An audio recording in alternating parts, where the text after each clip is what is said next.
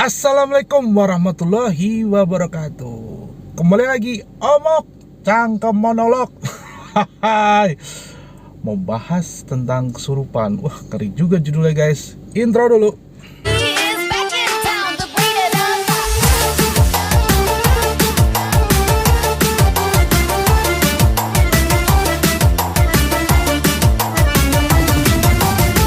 Ya guys, membahas tentang kesurupan.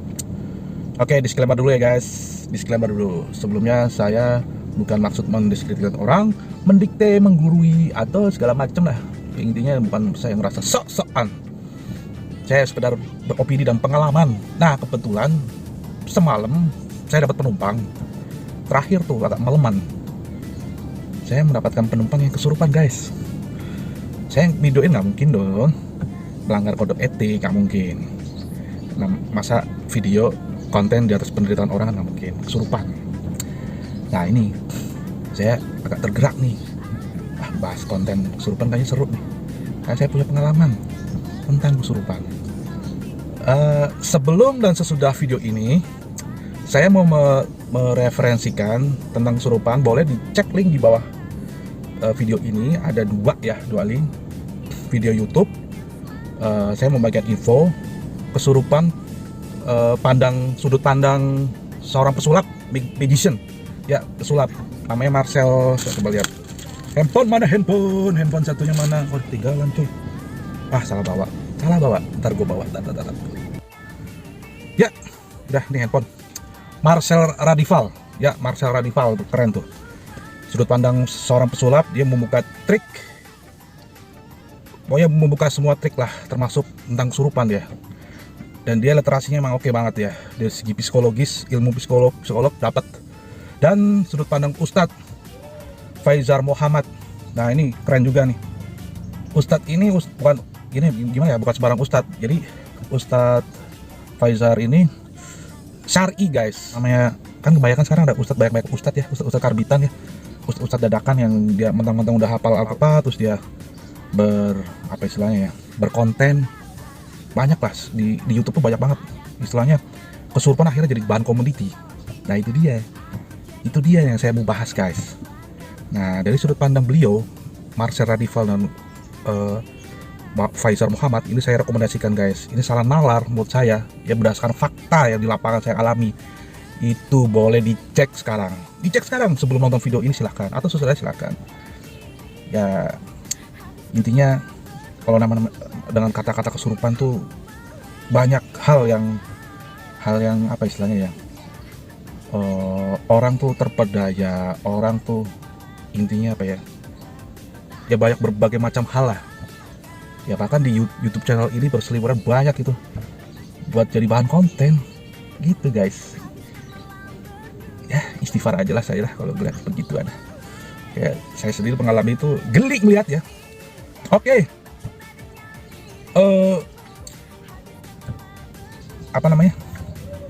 Saya mau bercerita dulu tentang pengalaman saya pertama kali berhadapan dengan kesurupan ini, tahun 2004-2005 sekitar itulah.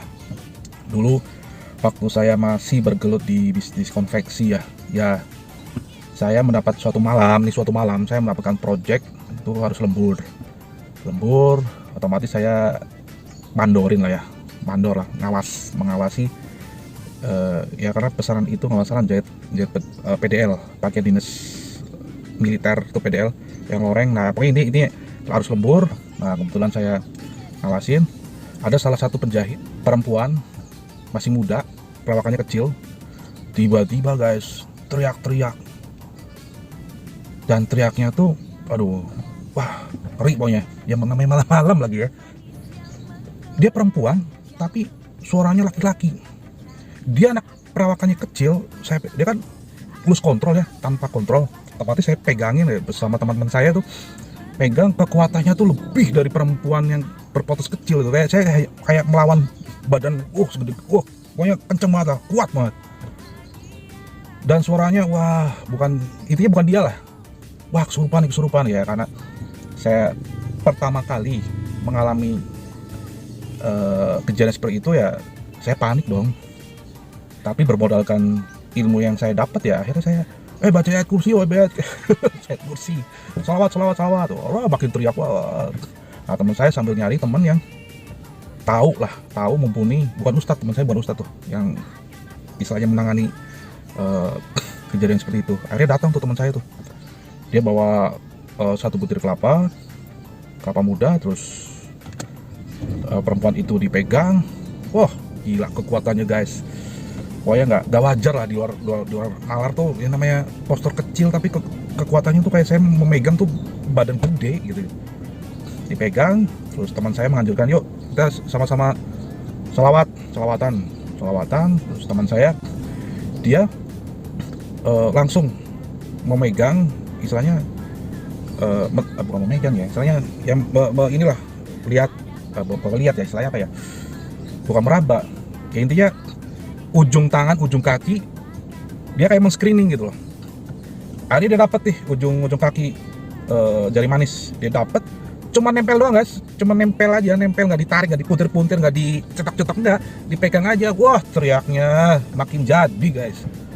Wah, saya lupa boy, obrolannya apa saya lupa. Intinya teman saya dengan bacaan ya, dia tahu ilmunya ya, jari manisnya itu cuma diginiin aja, set, udah keluar itu, istilahnya kesurupan dimasukin jin gitu ya, keluar dia.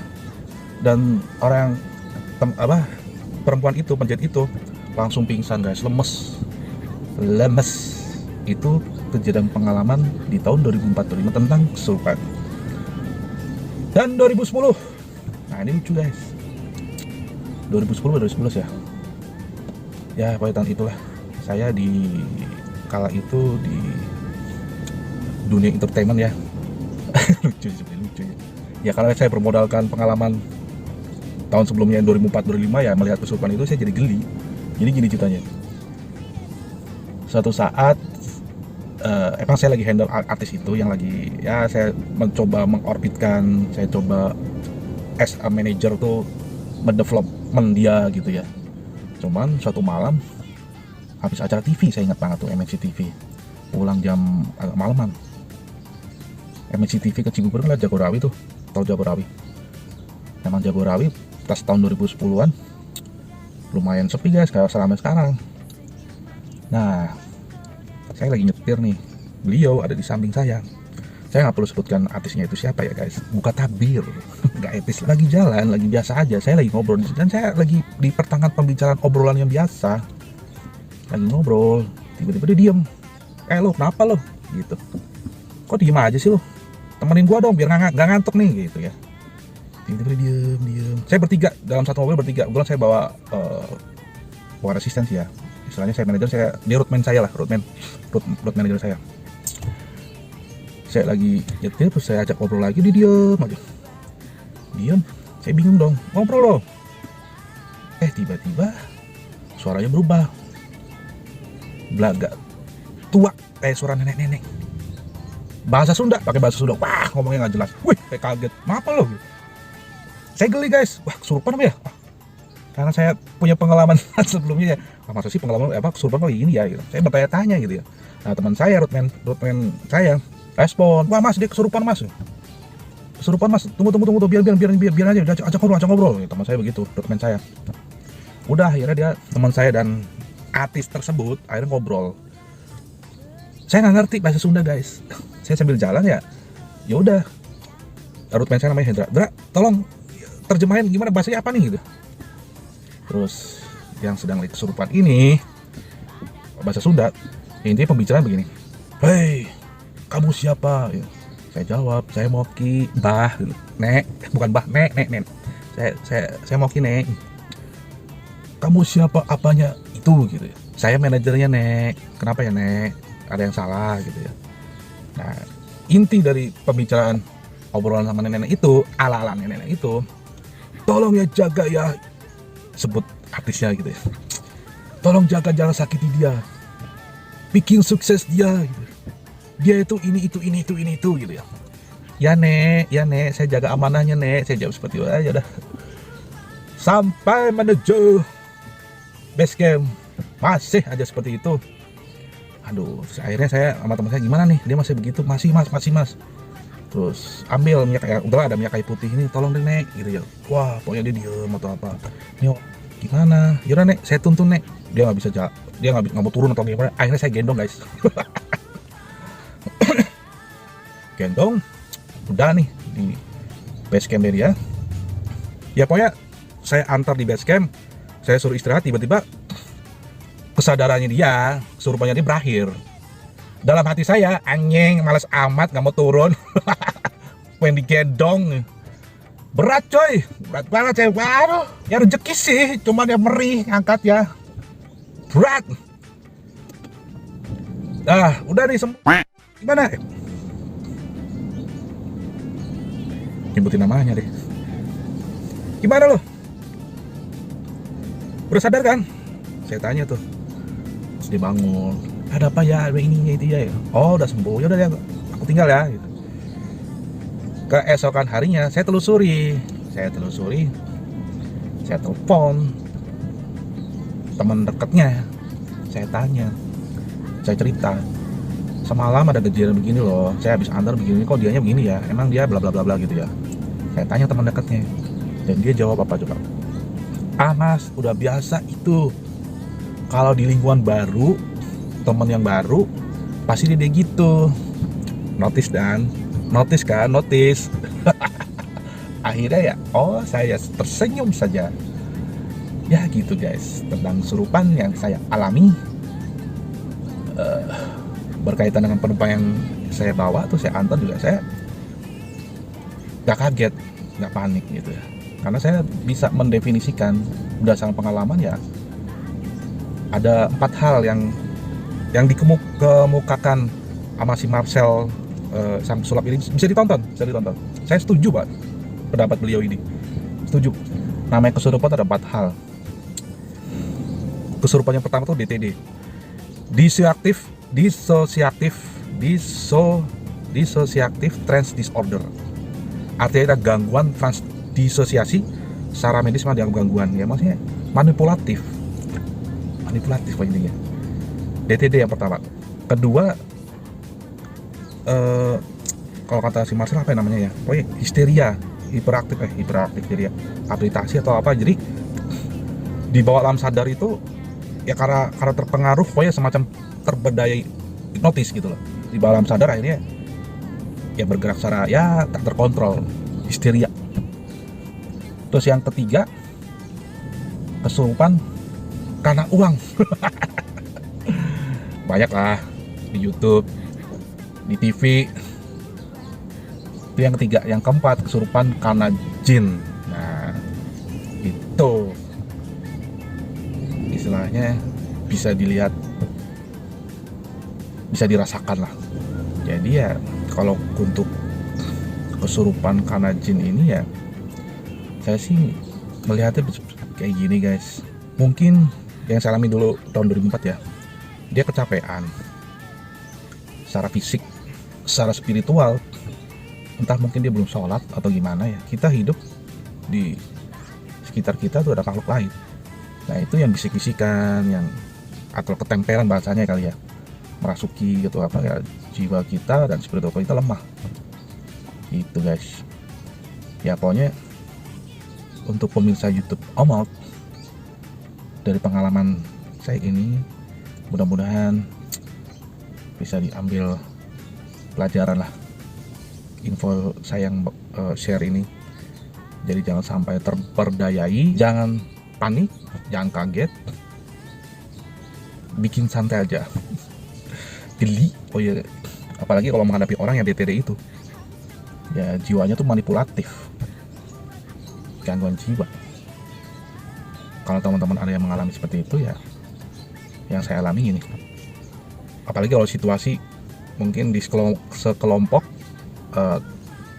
yang kontra ya, intinya kalah bukan kalah ini ya, kalah argumen, kalah atau ya kalah orang lah. Solusinya adalah, kalau saya sarankan adalah direkam. Kalau nggak ada dapat dukungan nih dari kita dalam sekelompok orang yang istilahnya DTD lah, direkam aja guys, direkam.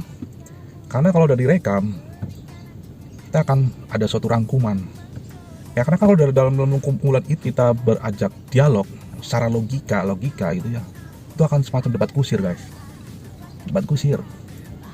Jadi mendingan mengalah tapi rekam, karena suatu saat nanti kan kita akan bicara fakta nih, fakta.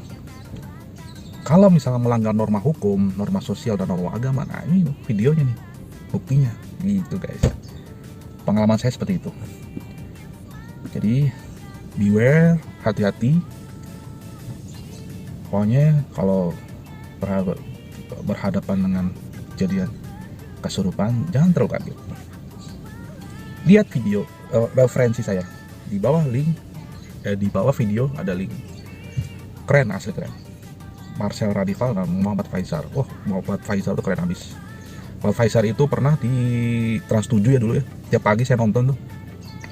Dia syar'i guys. Dia mengobati orang, istilahnya ada gangguan-gangguan di luar akal kita ya. Secara syariah. Jadi bacanya ampun, maunya top lah. Bisa dilihat di YouTube channelnya langsung.